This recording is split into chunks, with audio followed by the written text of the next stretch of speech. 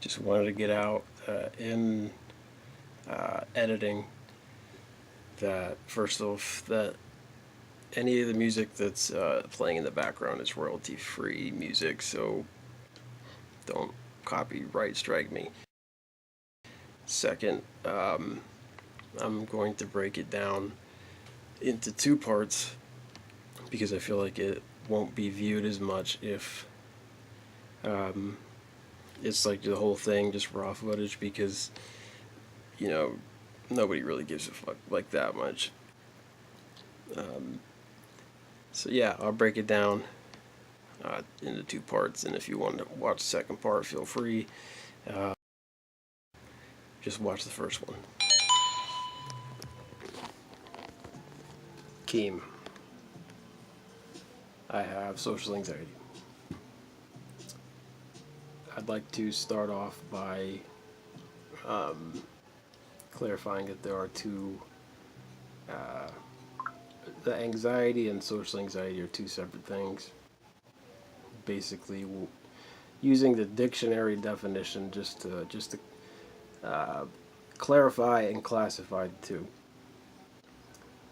Anxiety, in its simplest form, in the dictionary, is a feeling of worry, nervousness, or unease, typically about an imminent event or something with an uncertain outcome, which is relevant to my experience. A desire to do something typically accompanied by unease, which I think is probably something that everybody experiences. Um, like you're getting ready to do a speech, or you're going to be leading a meeting or something like that. It's like you kind of just want to get it over with. Um, in psychiatry, it's defined as a nervous disorder characterized by a state of excessive uneasiness and apprehension, typically with compulsive behavior or panic attacks. I think it's kind of perfect that all three of these definitions sort of support the argument that there are varying levels of anxiety. The first one, a feeling of worry, nervousness, unease, typically about an imminent event or something with an uncertain outcome. That's usually like, I mean, that's a common trait, I think, for most people. But for people who have more severe anxiety, it's not so easy to turn off.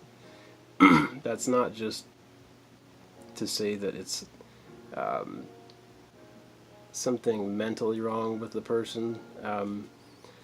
It may just be like a culmination of many things. Their upbringing and each person is a result of what has happened to them up until that point in their life. So basically you go into life with a certain mentality, and that's kind of what you get out. So people who have that mentality where um, they try to picture what a situation is going to be like. Yeah. So people who always lose may think that the world's against them. So if you have that mentality where you're constantly picturing what could go wrong, whether that's based off of something that's happened in your past, um, or if it's just I don't know. Basically, it can be a developed trait that you can defeat with therapy. Medication helps for people that need it. Um, and then, as I said, the second definition is more. It's just a human reaction. That's basic anxiety. That's basic nervousness. You can beat that. That's not something you should make a post about. Like, oh, I can't go to work today because I'm so anxious. So everybody feel bad for me. The last one, a nervous disorder characterized by a state of excessive uneasiness and apprehension, typically with compulsive behavior or panic attacks. that's the more serious, the clinical type of anxiety. That's where people, that's debilitating, and it's not something that you can hide very easily. And if you do hide it, you're a master manipulator, and you're not just lying to the people around you, you're lying to yourself. It's like you really have to confront it. It's not always as simple as anxiety. You know, it could be accompanied with depression and other symptoms, like, you know, people who are schizophrenic, paranoid, schizophrenics, bipolar. They can all experience anxiety on a level that is beyond comprehension to the average person. It's a mechanism in us, the fight or flight mechanism. It's like if there was a predator about to get you, you know, through evolution, you know, just naturally we have this in us where our brain switches on and it says fight or flight. And they're all things that can cause anxiety.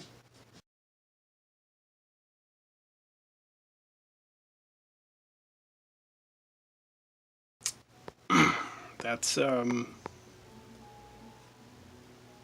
know, that fight or flight is really a good way to describe like a panic attack. You have no control over how you feel. You're thinking irrational thoughts. Um, this one time I had I felt it building up all night. I was working at Bath and Body Works. I had this freaking dude, and he was super chill, and he like wanted to be my friend. At the time, I was in kind of a social, like, I don't know, I was just awkward, and he wanted to hang out after work, come by and smoke. And I felt the anxiety building all like the whole night, and at some point, like I started thinking he was a cop, and like I freaked out and like I was crying. It was very embarrassing, and but luckily the guy totally understood. He was actually bipolar himself, and he tried to like reach out to me after that, but I felt like you know, I had screwed it up and I didn't want people talking about it, so I just sort of like cut that off. But those are the defining traits of anxiety. You know, social anxiety is a whole different animal. Um, in most of my searches, whenever I look for the definition of social anxiety, social phobia is what comes up, which is defined as an irrational, intense, and persistent fear of a specific object, activity, or social situation, which people avoid or endure with extreme distress and anxiety. That last part is important. Avoid or endure. There are people walking around that are going through it, and they're functioning with they're functioning with social anxiety, and either it's because they haven't confronted it, they don't understand it, they don't want to believe that it's there, and you may never know. They've learned um, to mask it with fake behavior. I personally know some very successful people who deal with social anxiety, and I mean, I don't know how they do it in the positions that they're in, but they manage, and they all have very different backgrounds, so it's like that's contributing. They weren't coddled, they were very pushed to succeed, and but they do have panic attacks, and they feel really bad behind closed doors, and like I know that like nobody knows it because I've seen them fake it, and it's bizarre. You know, I've done it myself, and so it was. I like to go into my story. I had it since I was a kid. I know that sounds a bit strange.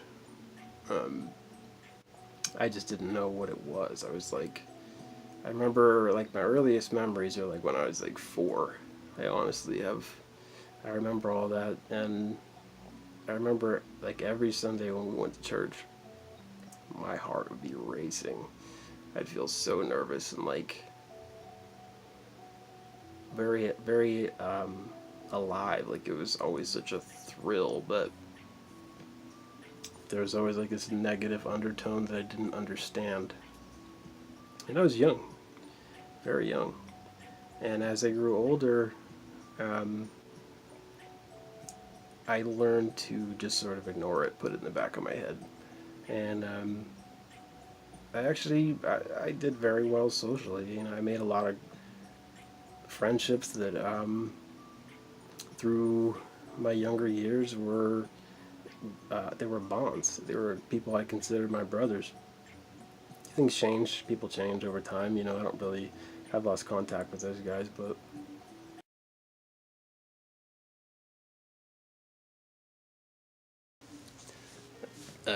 I was at a point where it was clinical. I needed help. Uh, I won't like. I don't think at any point I'll get too specific,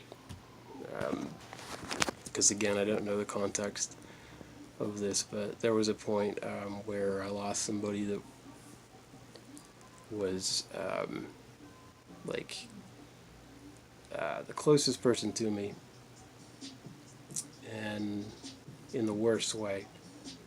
And it was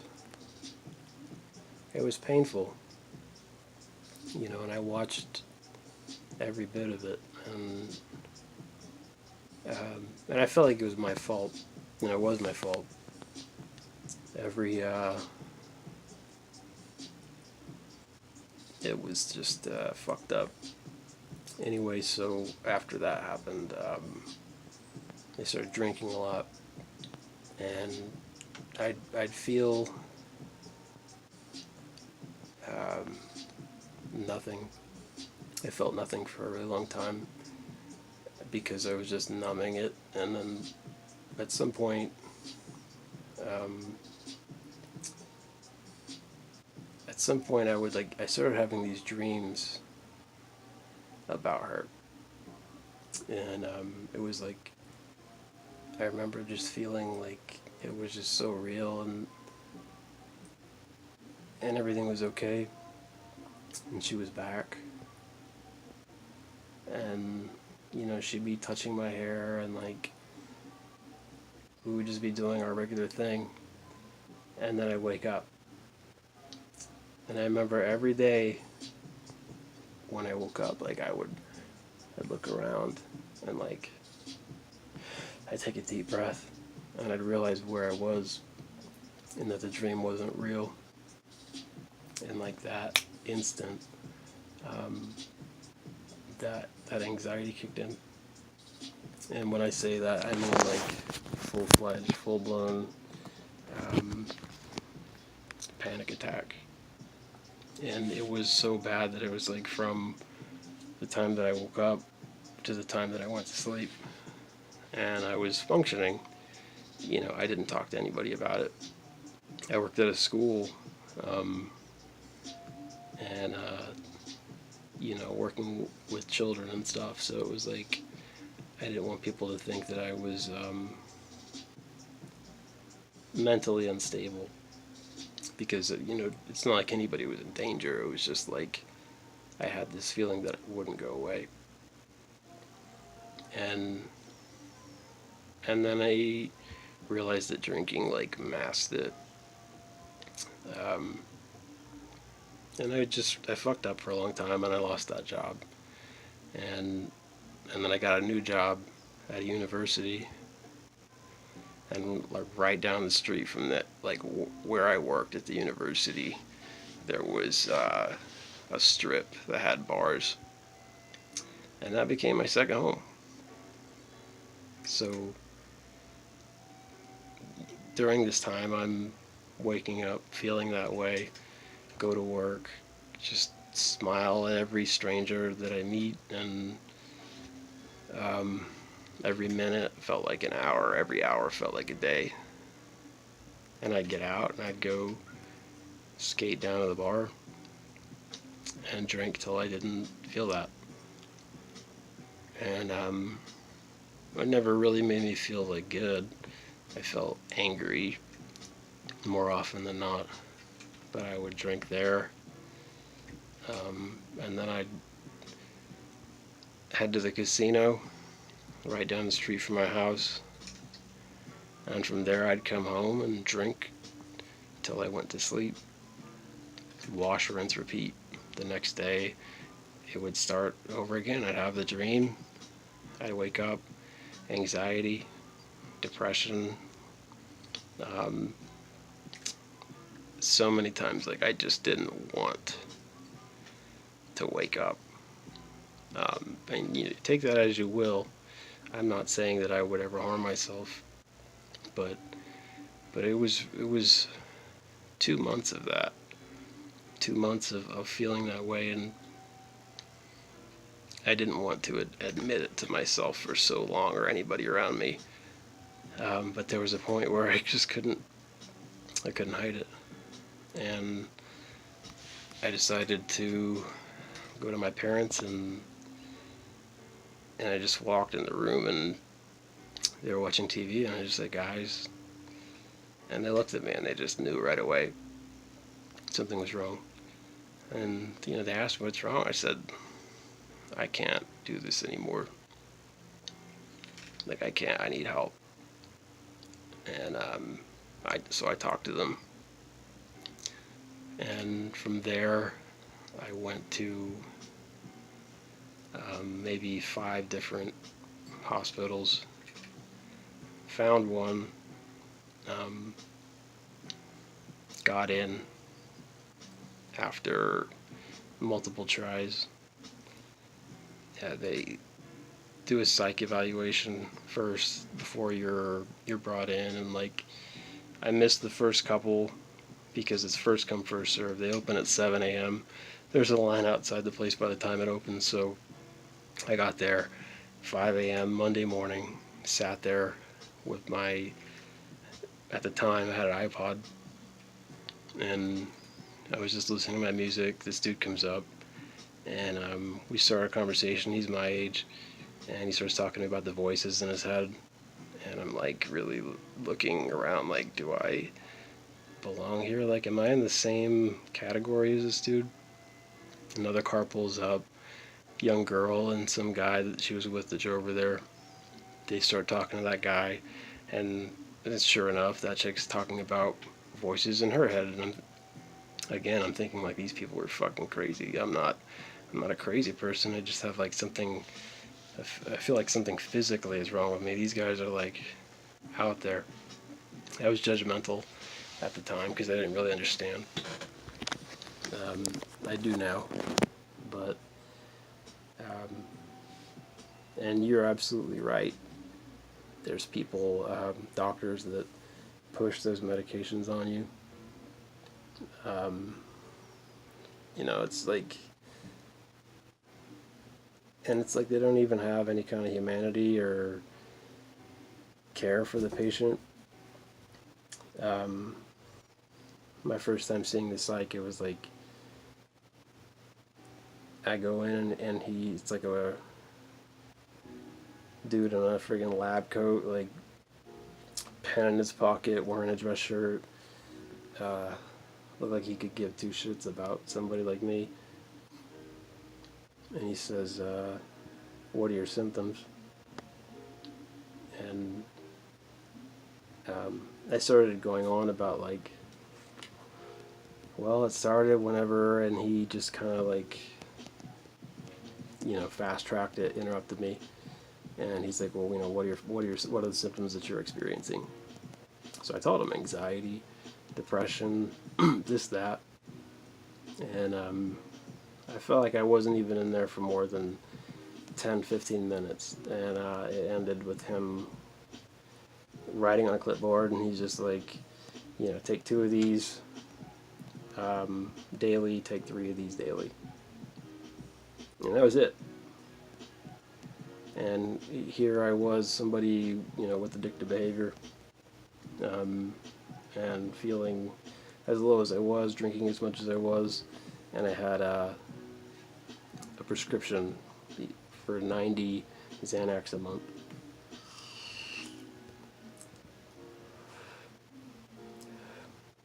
Like, if he had asked me any questions or had a conversation with me, he would have known that was a bad idea, and it was. Because when you're somebody who's like that and you're paying $2 or $3, $5 on the street each for those kinds of things, and then some guy just fucking gives you a bottle that makes it go away, that masks it completely, it's like, it's not good for him not to know more about me than he did. That was the first line of defense against this terrible feeling. The second was therapy. So I got enrolled with a therapist, and she was the best thing that ever happened to me.